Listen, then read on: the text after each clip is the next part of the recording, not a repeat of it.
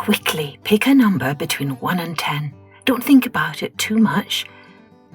Okay, shout out the number you've picked. I wonder how many of you chose the number 3. Hello everyone, I'm Kathleen Pelly. Welcome to Journey with Story. I bet that quite a lot of you did choose the number 3 because it's a very popular number and we see it over and over again in our stories here on this podcast. Very often the hero or heroine has to complete not 1 or 2 tasks to achieve his goal, but almost always 3 tasks. And think of all those fairy tales like Goldilocks and the 3 bears, the 3 little pigs, and 3 billy goats gruff, to mention just a few. In ancient times, the number 3 was always considered a lucky number, and so to this day we see the number 3 in so many of our stories.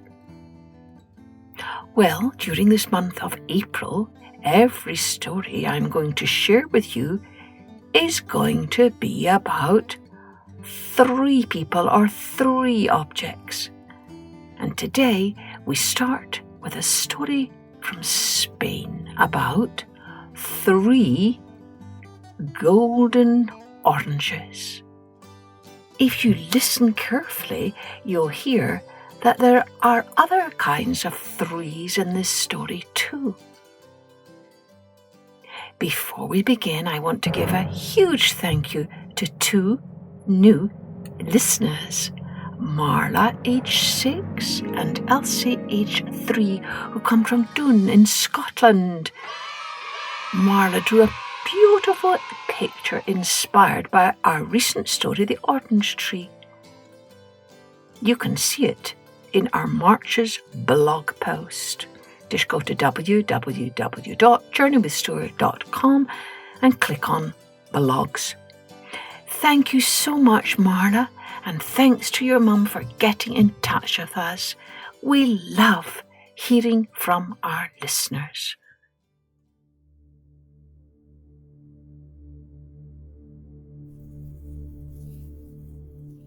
Now let's take a journey with 3 golden oranges.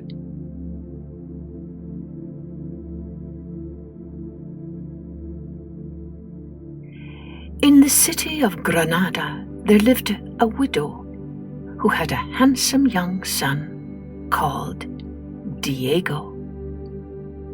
One day she decided it was time for him to marry. "I will find you a wife," she said. But Diego wanted to find a wife for himself. "She must be the most perfect girl in the world," he said. So he set off to find her. He hadn't gone far from the city when he met a wise woman sitting in her doorway. He asked for her advice. "To find the most perfect girl in the world, you must journey into the Sierra Nevada mountains," said the wise woman. "There you must search for the garden of the 3 golden oranges. Pick the oranges and bring them to me. Then I will tell you what to do next." Diego thanked her and set off along the dusty road towards the mountains. By evening he found himself in the hills, where he came upon a golden castle. Diego rang the bell at the gate, and a girl with hair as yellow as ripe corn appeared. "Can you tell me where I can find the garden of the 3 oranges?" Diego asked her. "My father the sun may know," replied the girl. "He'll be home soon." Diego waited at the gate. Before long, the castle was flooded with dazzling light, and the sun appeared. Diego shaded his eyes. "Can you tell me how to find the garden of the 3 oranges?" he asked. "No," said the sun. "Go further up the mountain and ask my sister the moon. Quick, before I burn you to a cinder." Diego thanked the sun and hurried away. He walked on until he came to a silver castle. Diego rang the bell at the gate, and a girl with hair that shimmered like pearl appeared. "Can you tell me how to find the garden of the 3 oranges?" he asked. "No," replied the girl, "but I'll ask my mother, the moon." She disappeared into the castle and returned moments later. "Go higher into the mountains and ask my uncle, the east wind," she told him. Diego thanked her and walked on until he found a castle built of rock. When he rang the bell at the gate, a girl with hair as grey as mist appeared. "I'm looking for the garden of the 3 golden oranges," Diego told her. "Can you help me?" "My father, the east wind, sees everything," replied the girl. "If you keep me company until he returns, I'll find out for you." Diego followed the girl into the castle, and she gave him some supper. Just as he finished eating, the windows began to rattle.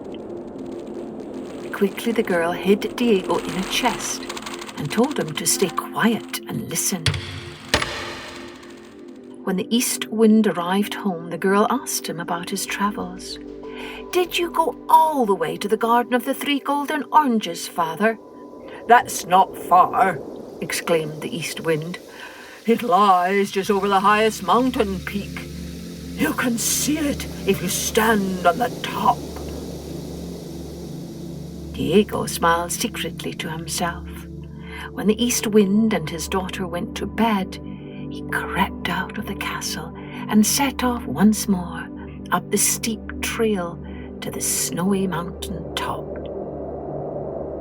Sure enough, when he reached the highest peak, Diego saw a beautiful garden lying below, set like an emerald in the snow. He hurried down to it and pushed open the gate. The garden was filled with fragrant flowers and bubbling fountains. At its center stood a fine orange tree with 3 golden fruit. Diego picked the golden oranges. Then he slipped out of the garden and started his long journey home. When Diego reached the hot, dusty road to Granada, he stopped to rest. "These oranges look juicy," he thought to himself. "They can't do any harm to eat just one."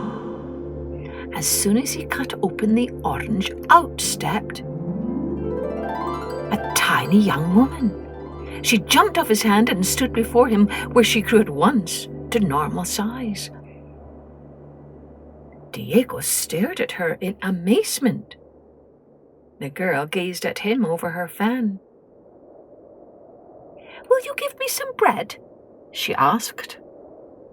"I don't have any," said Diego in dismay. "Then I shall return to my tree," she said, and she became small again, curled up inside her orange, and disappeared. Diego looked at the other 2 oranges thoughtfully. He walked on until he came to a goat herd's hut, where he asked for a piece of bread. Then he sat down and cut open the 2nd orange. Out stepped another girl, more fascinating than the first. She jumped off his hand and stood before him. "Will you give me some bread?" she asked. Diego smiled and handed her a piece of the bread. "And will you give me some water?" With a heavy heart, Diego told her he hadn't any. "Then I shall return to my tree," she said, and she grew small again, curled up in her orange, and disappeared. Diego started to feel bad that he hadn't followed the wise woman's advice. However, he couldn't resist trying the 3rd orange. But first, he found a stream, and then he cut the fruit open. Out stepped a girl with bright eyes full of wisdom and the smile of a warm, tender heart. Diego knew his search was over. He had found the most perfect girl in the world. She jumped from his hand and stood before him. "Will you give me some bread?" she asked. Diego gave her the bread. "And will you give me some water?" Diego scooped some water from the stream in his hands and gave it to her to drink. Then the girl smiled. "From now on, we shall eat and drink together and live happily ever after." Diego's heart leapt with joy. He took her hand and they walked on. Before long, they came to an inn. "I shall ask the innkeeper for a carriage and horses," said Diego, and he went inside. To keep out of the sun, the girl sat up in the shady branches of an olive tree growing beside a well. No sooner had Diego gone than a steely-eyed old woman came along. She shuffled among the customers sitting outside the inn, stealing cunningly from their pockets. Suddenly, she glanced up and saw the girl watching her. "What did you see up in that tree?" she snapped. Quick as a cat, she climbed the tree and stuck a magic pin into the girl. At once, the girl turned into a little white dove.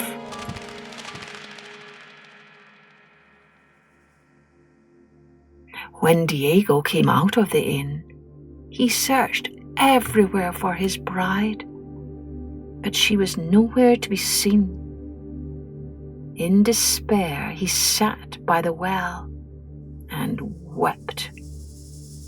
To his surprise, he saw the reflection of the little white dove on the branch above, weeping with him. "Come with me, little dove," said Diego.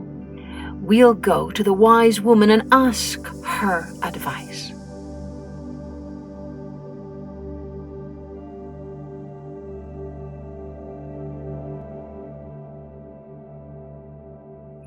The wise woman listened to Diego's tale. She noticed how the little dove nestled closely in his arms. "There's magic at work here," she muttered. She stroked the dove and found the old woman's pin. Gently, she pulled the pin out, and the girl from the golden orange appeared before them, unharmed. Diego was overjoyed. "Now you have returned the most perfect girl in the world to me. I shall never lose her again," he promised. And filled with love and pride, he took his bride home to be wed.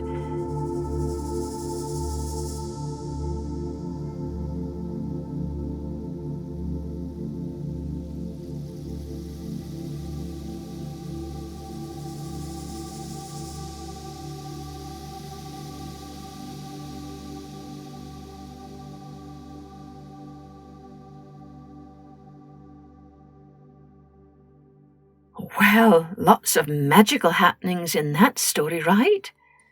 And did you notice it took Diego 3 times to find his perfect match? Before I go, mums and dads, grown-ups, can you gather round for a moment? I'd like to ask you all a favour. Can you take a moment and think of 3 people, friends or family or neighbours, who might really enjoy this podcast as much as you do?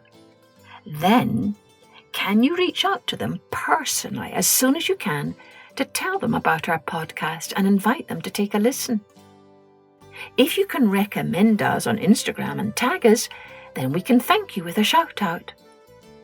This really helps our outreach and lets even more people enjoy our stories as you do. And of course, in turn, it makes it easier for us to keep bringing you these great stories for you and your young listeners to enjoy. Thanks ever so much. Cheerio, then join me next time for Journey with Story.